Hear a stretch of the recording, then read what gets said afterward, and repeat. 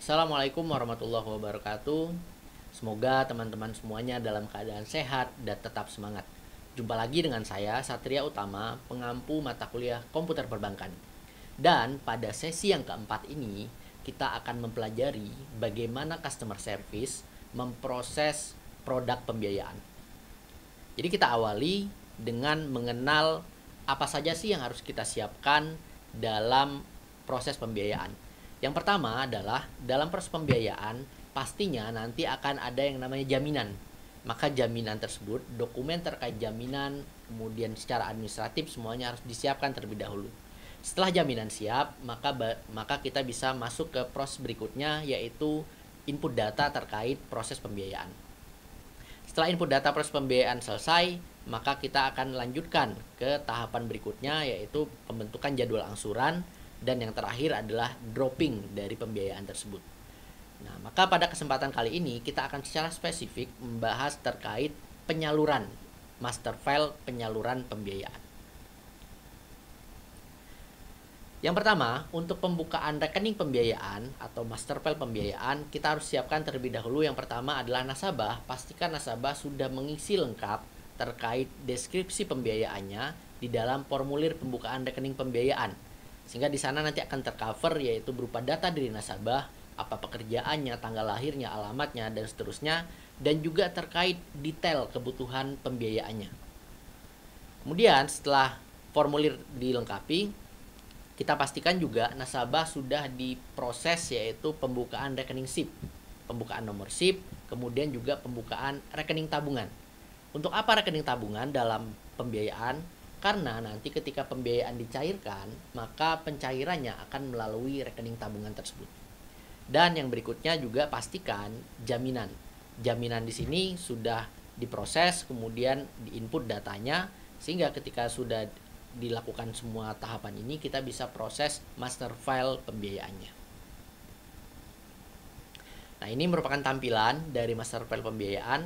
Kita contohkan di sini adalah master file untuk pembiayaan murabahah.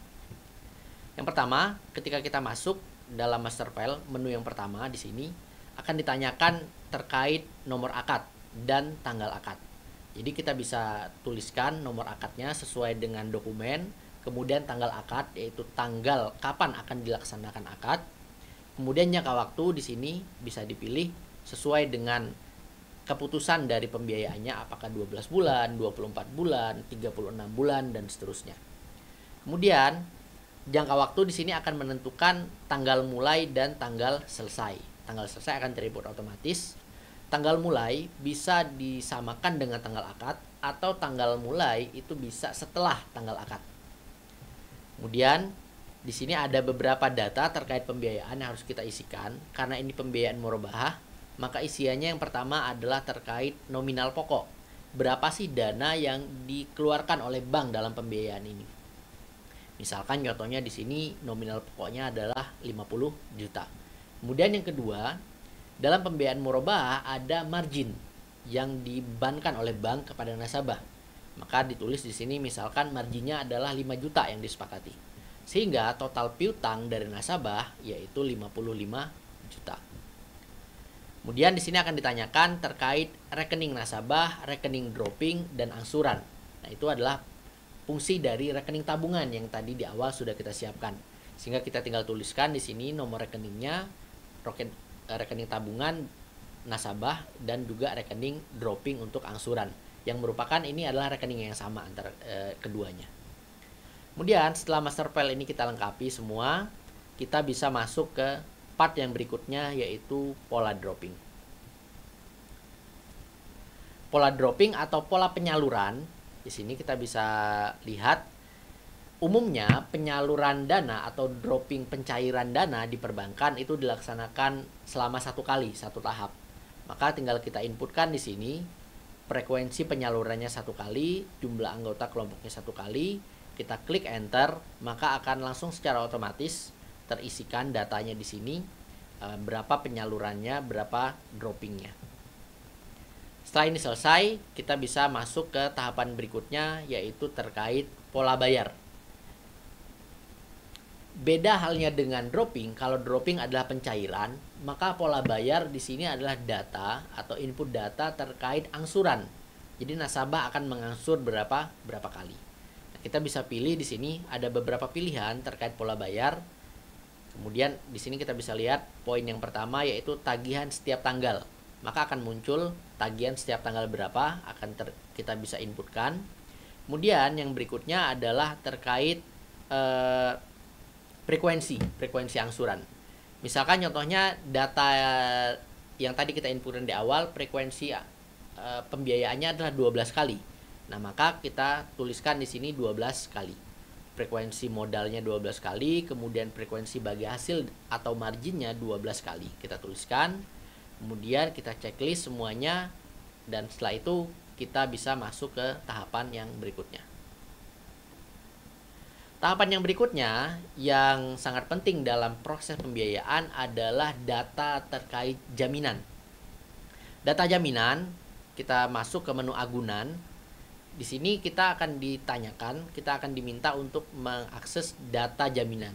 Maka tinggal kita masuk ke kotak yang berwarna kuning di sini. Kita panggil datanya, data jaminannya. Kemudian kita tinggal pilih mana jaminan yang sesuai dengan pembiayaan yang sedang kita proses. Setelah jaminan sesuai, datanya sudah masuk ke dalam data pembiayaan, maka kita bisa selesaikan proses input data pembiayaan ini dan kita akan simpan datanya sehingga akan menghasilkan luaran yaitu berupa nomor rekening pembiayaan. Dan yang perlu dicatat di sini adalah semua data, semua isian harus diisi dengan lengkap. Ketika nanti kita akan simpan, ada data yang belum lengkap, maka otomatis sistem akan mengingatkan data apa yang harus kita lengkapi terlebih dahulu sebelum proses simpan. Intinya, proses simpan tidak bisa dilakukan sebelum semua data dilengkapi. Baik, begitu gambaran terkait bagaimana proses pembiayaan murabahah, master file pembiayaan murabahah. Maka ada beberapa yang perlu dipastikan. Yang pertama adalah terkait dokumen-dokumen seputar pembiayaan, kemudian jaminannya sudah dipastikan jaminan sudah terinput, dan juga nomor SIP dan nomor rekening tabungan yang menjadi sumber angsurannya dan juga sumber untuk menampung pencairan dana dari pembiayaan. Begitu kurang lebih terkait proses pembiayaan. Terima kasih. Assalamualaikum warahmatullahi wabarakatuh.